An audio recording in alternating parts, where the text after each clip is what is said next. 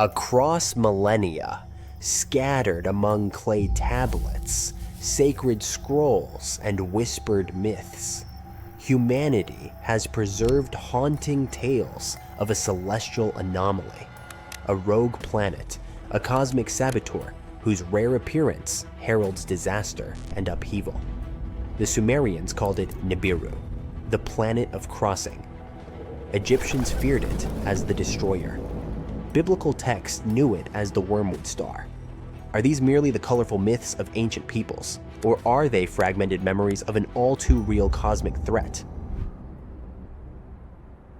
Modern science, once quick to dismiss such legends, is now forced to reconsider. In 2016, astronomers Konstantin Batygin and Mike Brown from Caltech presented mathematical evidence suggesting the existence of a massive planet at the far edge of our solar system, Planet 9. Their calculations describe a world 5 to 10 times the mass of Earth, on a highly elongated orbit that takes between 10,000 and 20,000 years to complete a single revolution around the Sun. Here's where ancient myth and modern astrophysics begin to blur. Sumerian cuneiform tablets, dating as far back as the 4th millennium BCE, contain astonishingly accurate astronomical data. They describe a solar system of 12 celestial bodies, including a mysterious 12th planet, Nibiru. How did ancient people know about Neptune, discovered only in 1846, or Pluto in 1930? Were they simply guessing, or did they remember something we've forgotten? One of the most controversial voices in this debate is researcher Zecharia Sitchin. He spent decades interpreting ancient Mesopotamian texts and proposed a radical theory that Nibiru is a habitable world with a sweeping elliptical orbit, home to an advanced race known as the Anunnaki, beings who once visited Earth. Mainstream academia has rejected Sitchin's translations, but the uncanny parallels between his claims and recent astronomical findings are hard to ignore. Let's focus on what the data tells us. Something is warping the orbits of distant objects in the Kuiper Belt, a vast icy region beyond Neptune. These objects behave as if being shepherded by a massive, unseen force. The dwarf planet Sedna, for example, follows a wildly unusual orbit that can't be explained by known gravitational influences. And then there's the Kuiper Cliff, an abrupt drop-off in the number of objects beyond 50 astronomical units. What's causing it? Something or someone. These anomalies have left astronomers scratching their heads and have fueled growing speculation that a massive, unseen planet is hiding in the dark outskirts of our solar system. Ancient texts from multiple civilizations describe apocalyptic upheavals linked to a celestial intruder. The Egyptian Ipuwer papyrus eerily recounts plagues and chaos. The river is blood, the earth turned upside down, days are shrouded in darkness. The Babylonian Epic of Era speaks of a time when the stars left their appointed paths. These aren't just poetic metaphors. They're historical shockwaves echoing from a forgotten trauma. So what happens if Nibiru, or Planet 9, makes its next approach? Even without a direct collision, the consequences could be catastrophic. Its gravity might tilt Earth's axis, triggering sudden climate shifts. It could awaken tectonic fault lines and stir dormant volcanoes. Disturbed asteroid belts might send deadly space rocks hurtling toward us. It could disrupt our magnetosphere, disabling electronics and satellites. But perhaps the most chilling aspect of this theory is the cycle. Sumerian texts suggest that Nibiru returns roughly every 3,600 years. If this is true, its last passage might have occurred around 1600 BCE.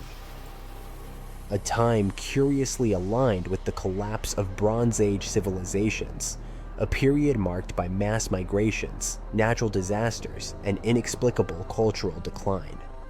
Was this coincidence or consequence? The clock might be ticking again. Today, the hunt for Planet 9 continues, using the world's most powerful telescopes and cutting-edge simulations. We stand on the edge of either confirming the greatest myth ever told, or revealing that ancient peoples tried, in the only language they had, to warn us. It may not bear the name Nibiru, it may not carry golden tablets or alien emissaries, but if it exists, its return will reshape everything we think we know about history, science, and our place in the cosmos. One thing is certain, our solar system is far from tamed. It harbors secrets in its coldest, darkest corners, riddles older than civilization itself. And perhaps, just perhaps, the old stories were never stories at all. Maybe they were prophecies. Maybe they were the echo of survivors. Maybe the star of change is already on its way.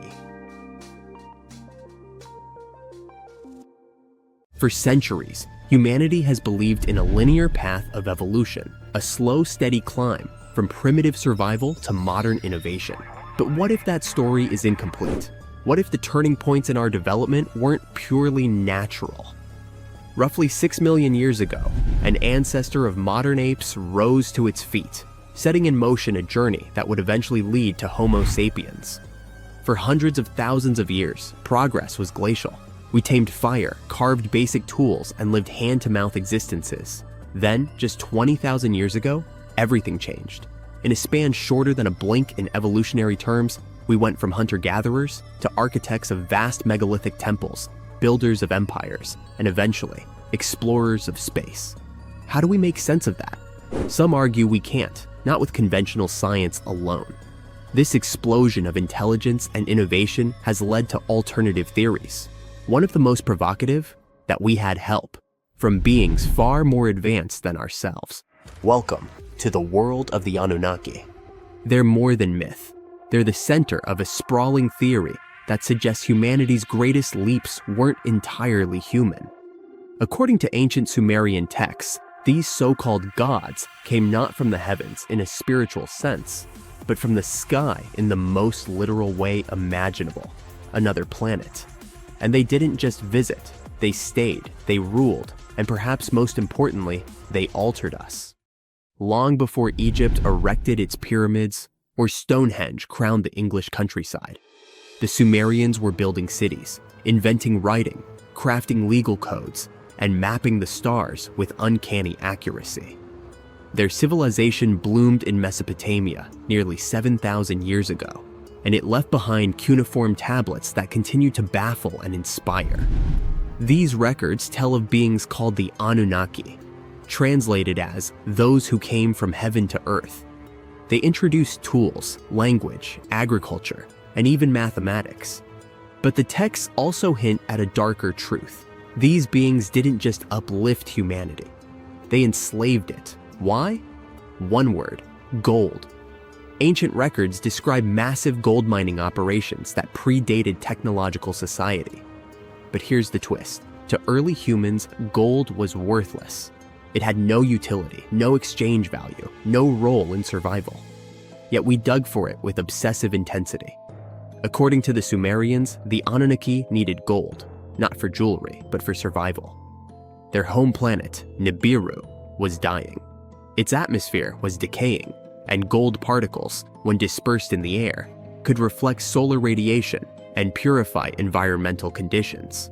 Earth had gold, lots of it. And so, the Anunnaki came. At first, they did the labor themselves, but mining Earth's crust was exhausting. Frustrated and desperate, they considered a more efficient solution: genetic engineering. If they could merge their DNA with that of early humans, they could create a workforce suited to the task, strong, obedient, and intelligent. Enki, one of the Anunnaki leaders, took the lead. early experiments were monstrous, deformed hybrids that echo legends of giants, cyclops, and mythic beastlists. Many were destroyed, others abandoned. But eventually, success came. Using one of their own as a surrogate, they implanted a fertilized egg, part Anunnaki, part hominin. The result was a child named Adamu. Sound familiar? To many, Adamu is the precursor to the biblical Adam. The parallels between religious creation stories and Sumerian myth are too sharp to ignore. Created in our image, from clay, the Sumerians were telling a story that would echo through ages, morphing into sacred texts and oral traditions around the globe. Adamu and his descendants became laborers, building a society under Anunnaki rule. But something strange happened. These hybrids didn't just follow. They learned, they questioned, they grew in number and complexity. Eventually, they became us. Here's where the timeline warps. Homo sapiens have existed for over 300,000 years. Yet for most of that time, we were indistinguishable from animals in both behavior and cognition. Then, seemingly overnight, we developed art, architecture, religion, governance, and science. No smooth curve, just a spike. How? Some point to climate shifts or population booms, but others look to Nibiru. Modern astronomers have observed gravitational anomalies beyond Neptune, suggesting the presence of a massive unseen planet. Dubbed Planet 9 or Planet X, it eerily mirrors the Sumerian Nibiru, which they claimed had an elliptical orbit that brought it near Earth every 3,600 years. The timing of historical jumps in human development? It aligned suspiciously well. According to legend, as Nibiru approached Earth, the Anunnaki would return. Some think they never left. Others believe they're watching, waiting. What did they look like?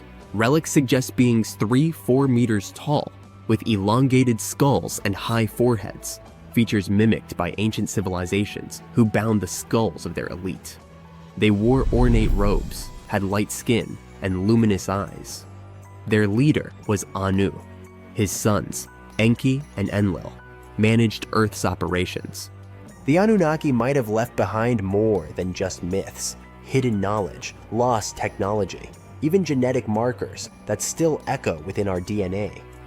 The idea is unsettling, yet alluring, that our creators may return, that we are not the pinnacle, but the product. And here's another twist. Some researchers argue that humans don't even belong here. In the book, Humans Are Not From Earth, anomalies in our biology are explored. Why are we uniquely vulnerable to sunlight? Why do we suffer chronic back pain? Why are childbirths so difficult? Every other species fits perfectly into Earth's environment. We arguably do not. Could it be because we're hybrids? Part Earth, part something else. From gold mines to rocket ships, from caves to satellites, our species has always been driven by something deep and inexplicable. Maybe it's curiosity, maybe ambition, or maybe, just maybe, it's a buried memory of where we came from and who made us. So next time you look up at the night sky, remember, the answers to humanity's origin may not lie beneath our feet, but far above our heads. And the Anunnaki, their story isn't over. It may be just beginning. At the edge of our solar system, there's a cold and mysterious region known as the Oort cloud. It's a hypothetical vast area of icy space objects surrounding the Sun. It's believed to lie far, far away from our star, from 2,000 to 5,000 astronomical units. For comparison, Pluto's orbit carries the planet between 30 and 50 astronomical units from the Sun. And there, in this freezing emptiness, a rogue planet may be hiding right at the moment. At least, that's what new research has recently suggested. Rogue planets are called this way because they don't orbit around any star. They wander the galaxy alone, totally untethered. Without stars, they don't have days or nights, only eternal darkness. Rogue planets are usually kicked out of their planetary systems doomed to a solitary existence of circling the center of the galaxy on their own. Of the thousands of planets scientists have detected outside of our solar system, only a dozen or so are starless and cruising on their own. At the same time, there might be billions or even trillions of rogue planets wandering around our galaxy. If these estimations are true, it might mean that the Milky Way contains more free-floating planets than stars. Anyway, in 1907, one astronomer started a search for Planet X.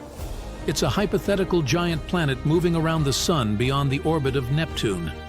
The scientist was convinced that this planet existed because he had observed some irregularities in the orbits of Uranus and Neptune.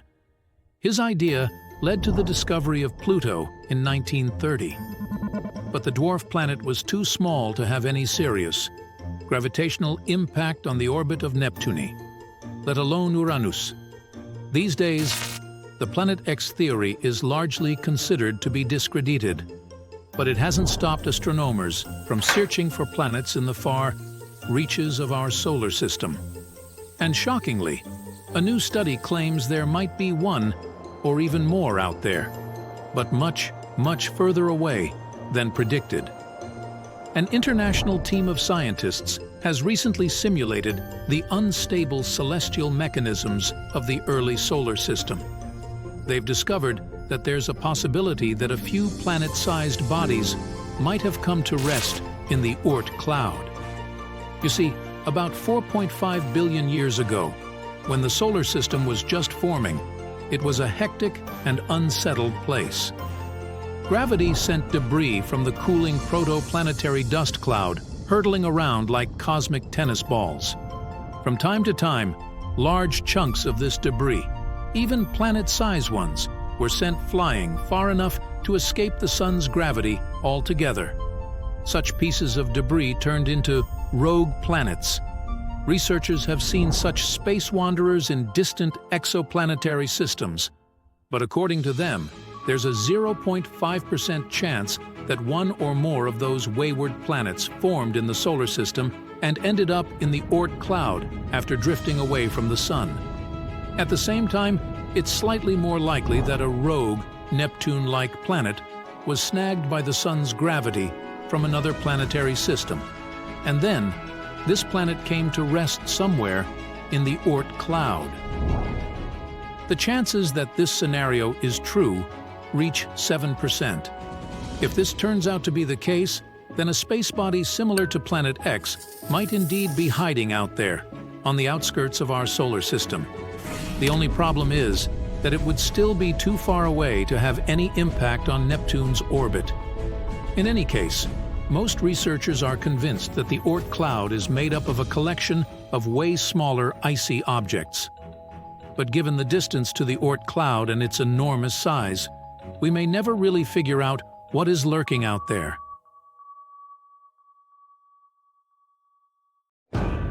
Have you heard about Planet 9? No, not Pluto. We're talking about something lurking on the outskirts of the solar system. A mysterious planet that exists in our solar system that we haven't yet discovered. We've been looking for it for years, but finally, it seems like scientists found a key to solve this mystery. Planet 9 is a hypothetical planet. Astronomers have been on the hunt for it for quite some time now. But it's so elusive that they've only been able to piece together a few details about its potential characteristics. One thing we do know is that Planet 9 has to be a massive world, possibly up to 10 times the mass of Earth. That's one big planet.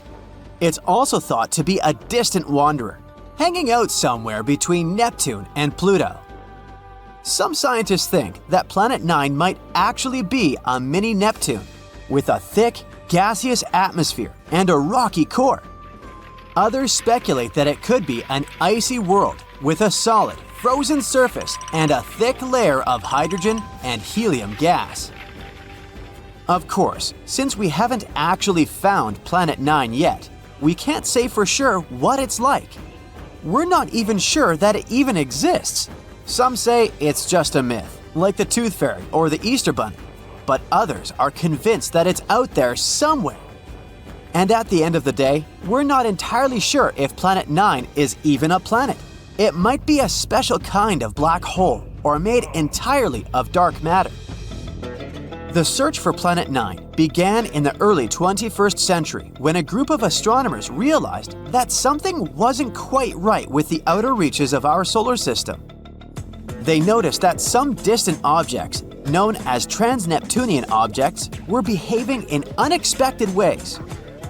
Trans-Neptunian objects, or TNOs, are like the cosmic version of those items in the back of your fridge that you forgot about for years.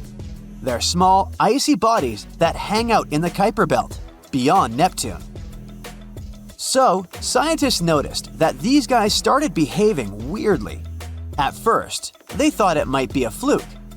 But as they dug deeper, they began to suspect that there was a ninth planet lurking out there. Why haven't we discovered it yet, you ask? Well, it may be because of Planet 9's weird orbit.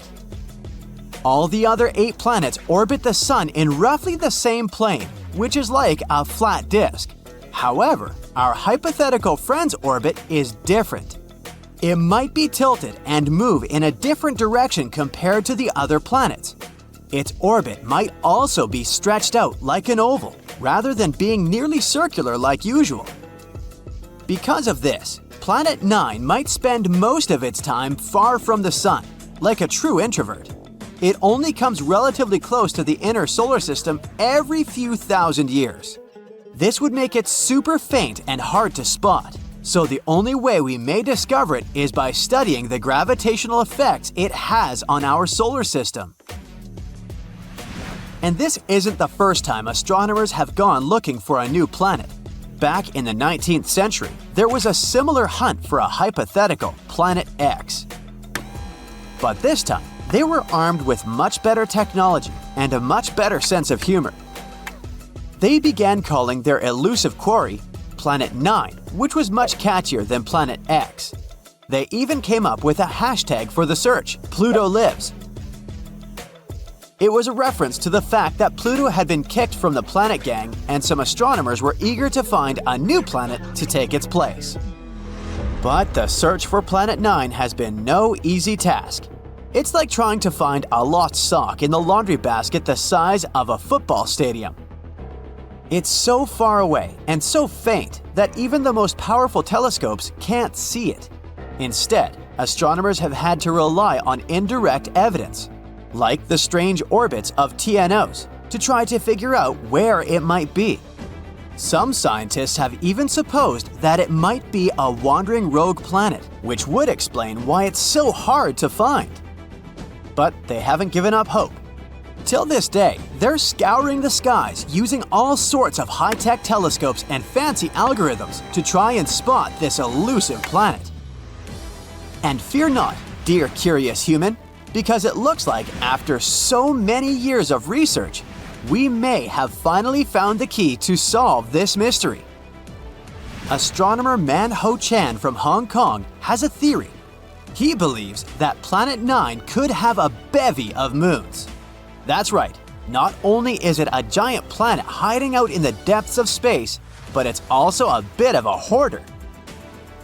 Moons are all the rage in the outer solar system. In fact, almost every planet here has at least one moon, except for Mercury and Venus. Earth has just one, which is kind of sad if you think about it.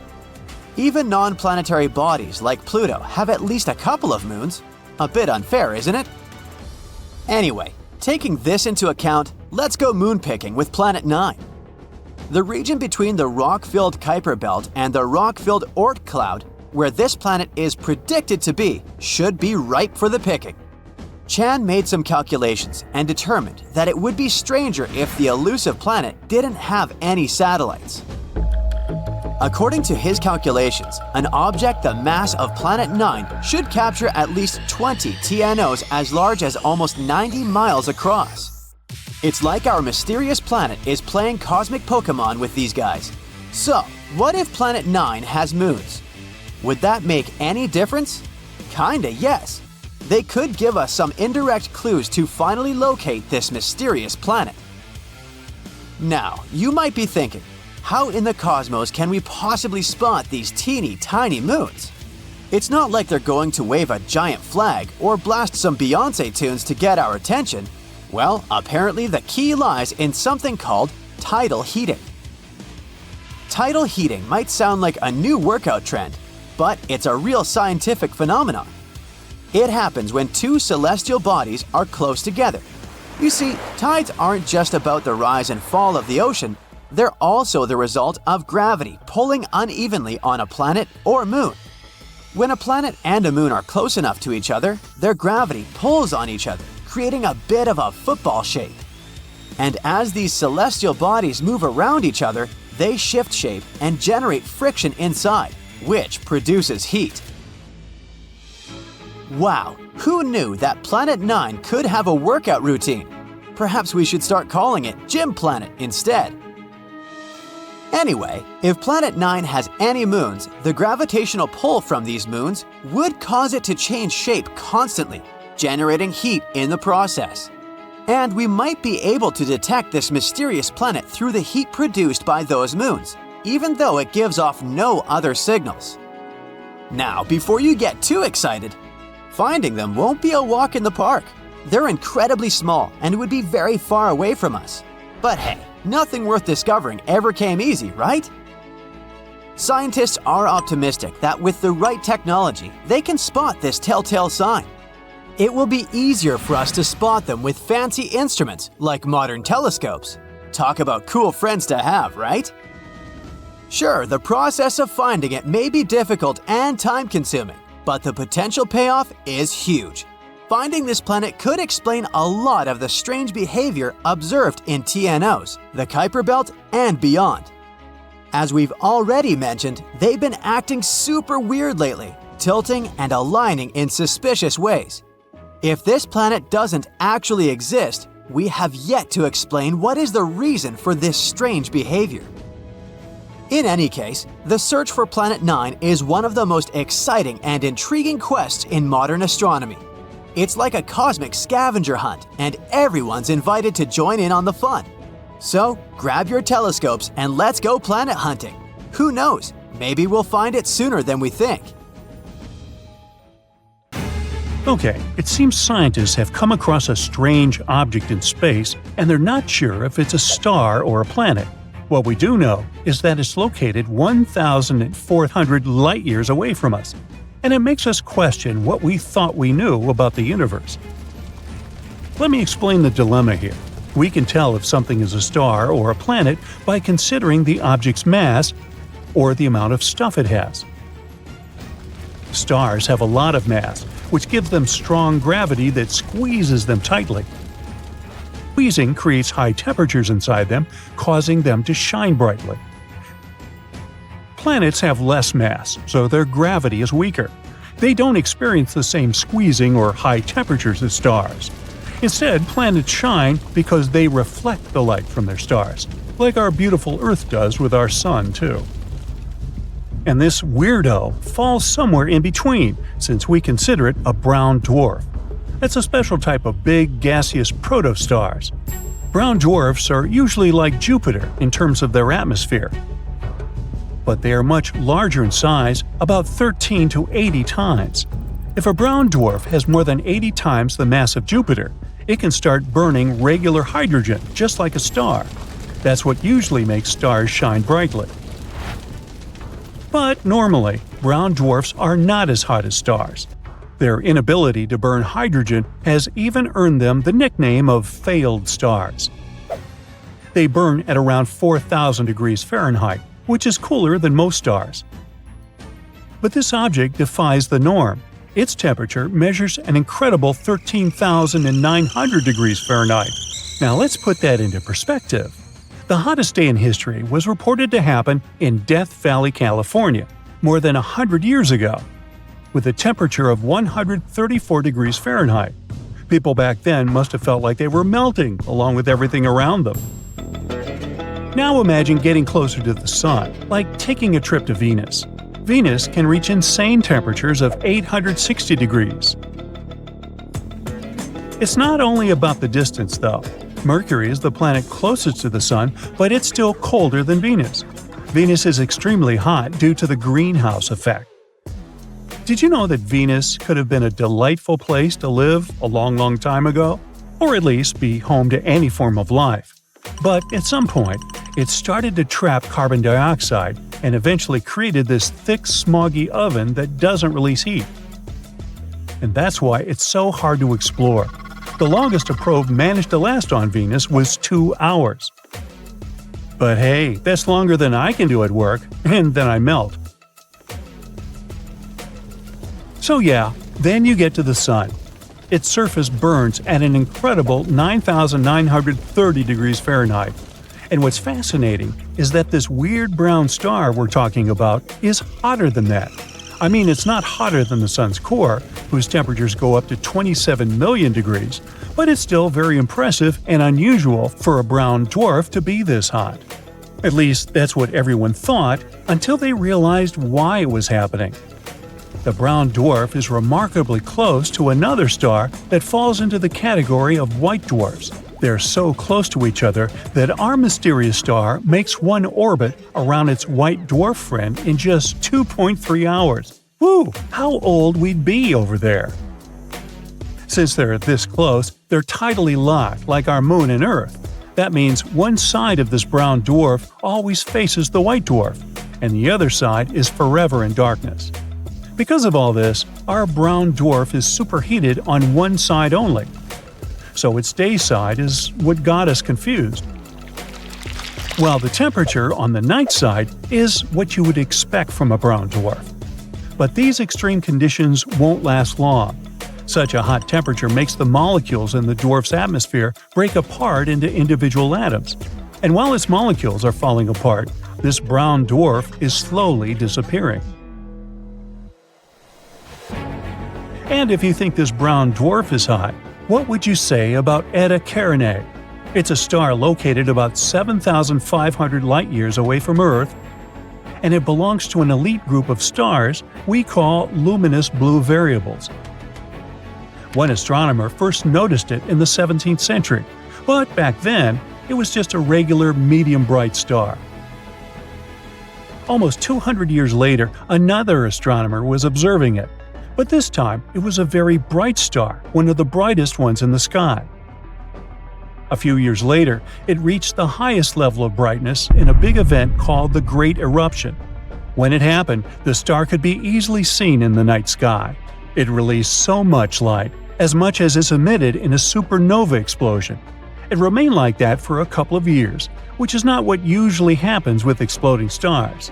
After the party reached its peak, the star decided it was time to leave. It's still hesitating though, so it's still alive but dimmer than before. There's a nebula around Eta Carinae too. It is a shell made of gas and dust that formed during the Great Eruption. It even blocks some of the star's light. Eta Carinae is a binary star system. That means there are two stars that orbit around each other. One component has a temperature of about 26,500 degrees, and the other 62,500 degrees. The main star in the Eta Carinae system, which is the more massive of the two, is 100 times heavier than our Sun. Because of its enormous mass, scientists predict that this star may eventually explode in a powerful event known as a supernova. But not for another several thousand years. So, by now, you might have already guessed what the hottest thing in the universe is. Ta-da! A supernova. The supernova is what tells us that the life of a star has ended. We're talking about the most powerful explosions in space.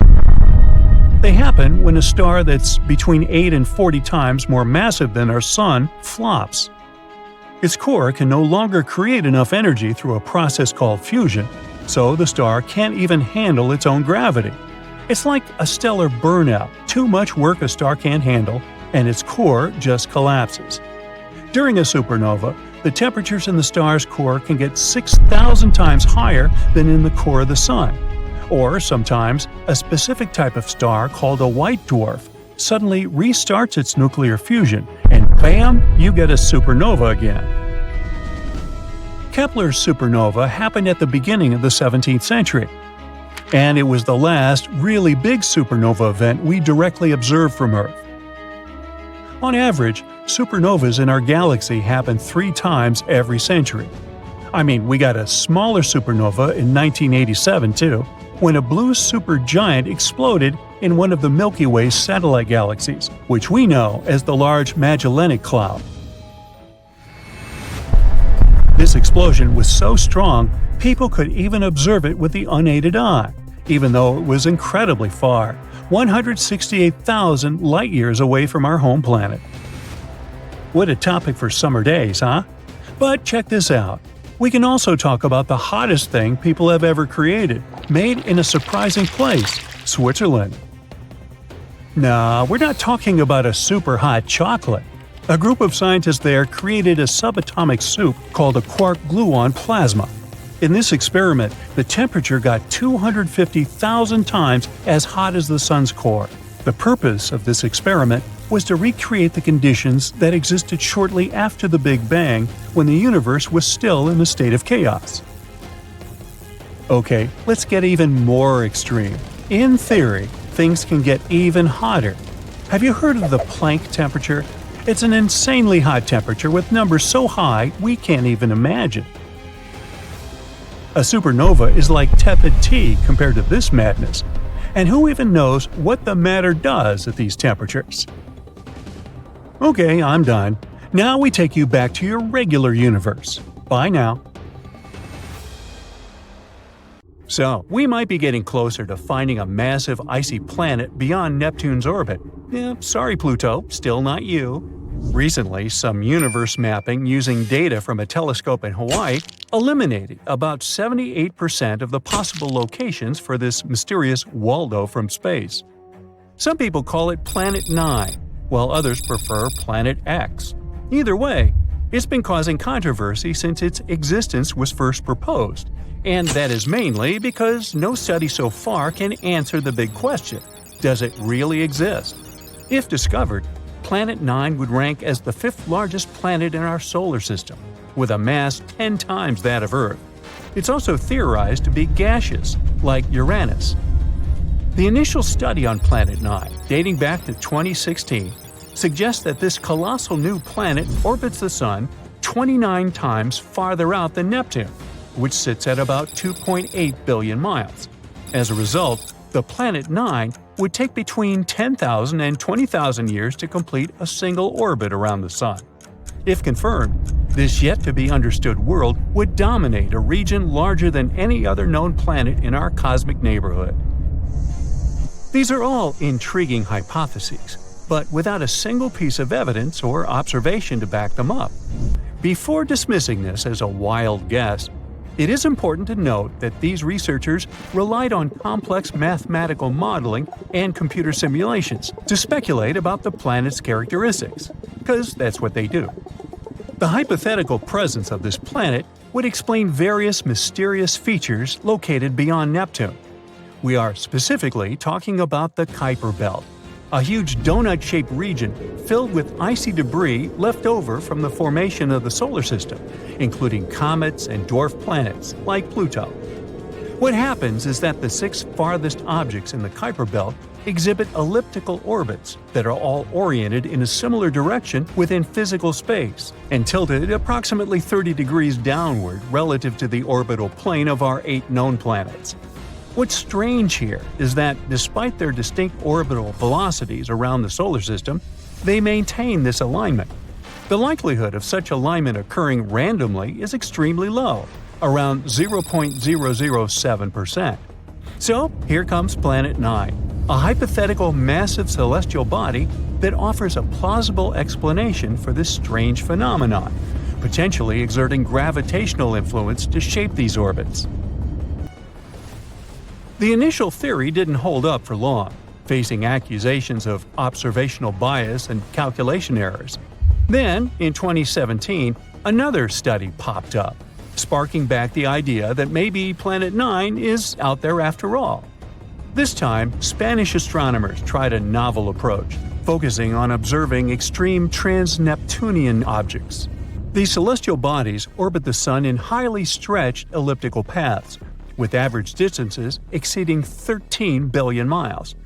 The research suggests that the distances between these objects' nodes and the Sun might provide clues to Planet 9's location. You see, these nodes are the points where a celestial body's orbit intersects the solar system's plane. When these objects reach these points, they're more likely to interact with other solar system bodies, potentially causing significant changes in their orbits or even collisions. So, if the trajectory of these extreme trans-Neptunian objects remains stable, everything's fine. But if it's not, well, that's a sign that something else, something big, is messing with their path. And that's exactly what the research found. There is something unseen out there, throwing these objects off course. And that something could be a planet chilling at a distance between 300 to 400 times farther from the Sun than Earth. To this day, the study of the extreme trans-Neptunian objects is the strongest evidence we've got for Planet 9's existence. And if you're still not convinced by this theory, know that strange motions like these have led to planetary discoveries before. Neptune, for instance, was spotted because Uranus's motion didn't quite agree with the predictions of Newtonian gravity. But the deflection of its orbit could be explained if it was caused by a pull of an undiscovered planet. And just like that, we discovered Neptune. Now, the year is 2021, and there's all this buzz about Planet 9 again. After correcting some old guesses, studies are now leaning towards the idea that this mystery world follows an epic loop around the Sun every 7,000 years. That is massive news, because it means this planet might be closer than we ever thought, making it easier for our telescopes to spot it. The paper also suggests there is a whopping 99% chance that the funky orbits of these distant objects are all because of this unseen planet, not just some cosmic coincidence. Now, the odds of this whole situation being a fluke are down to a 1 in 250 chance, which is much better than the 1 in 10,000 chance back in 2016. All these optimistic numbers have brought us to where we are today, keeping our hopes and working on better equipment to continue the mission of spotting Planet 9. As mentioned earlier, researchers in Hawaii created some kind of treasure map utilizing the Panoramic Survey Telescope and Rapid Response System to eliminate 78% of its locations. This is great news, considering how challenging it is to find a planet-sized needle in a cosmic haystack. But unfortunately, Planet 9's presence remains a ghost in the dark outer reaches of our solar system. Enthusiasts are still convinced of its existence and believe it is only a matter of time before we celebrate the discovery of Earth's new cosmic cousin. They're putting their hopes on the Vera C. Rubin Observatory, which is currently under construction in Chile and is scheduled to begin science operations in late 2025. Over the course of 10 years, this observatory will scan the entire southern hemisphere sky every few nights with a 27-foot, fast-moving telescope equipped with the largest digital camera in the world. The idea is to catalog everything in the solar system, reaching out to and beyond Neptune, and tracking the movements of millions of celestial objects, including space junk, asteroids, comets, and stars. If Planet 9 is indeed out there, this next-generation telescope could be the one to find it. The existence of this mysterious planet is far from being universally accepted in the scientific community. That is simply because Planet 9 isn't the only explanation for the strange phenomenon occurring beyond Neptune. One theory suggests that a group of distant objects, such as dwarf planets, comets, and moons, might be collectively influencing the orbits of the extreme trans-Neptunian objects. Others believe that a black hole is behind all this. These compressed masses are some of the densest objects in the universe, potentially capable of affecting the orbits of other masses, like how this supposed ghost Planet 9 is believed to be doing. Another bold perspective suggests that our current understanding of the laws of gravity is flawed, actually incomplete. This theory, known as modified Newtonian dynamics, proposes that these distant icy objects exhibit strange behavior not due to influence from another planet, but rather because the immense gravitational field of the Milky Way is influencing them. However, even supporters of this theory acknowledge that it is too early to draw firm conclusions, and much more extensive research is still required. While we continue our relentless hunt for Planet 9, some astronomers have taken it a step further, suggesting the existence of a hypothetical Planet 10. This world has a mass and size like that of Mars or Earth and is located on the edges of the Kuiper Belt. But the thing is, if this alleged Planet 10 is indeed as small as scientists believe, it might not have enough gravity to clear its orbit of debris. And that is pretty similar to what happens with Pluto, being one of the reasons why it got into trouble back in 2006. So yeah, it's better not to get too excited.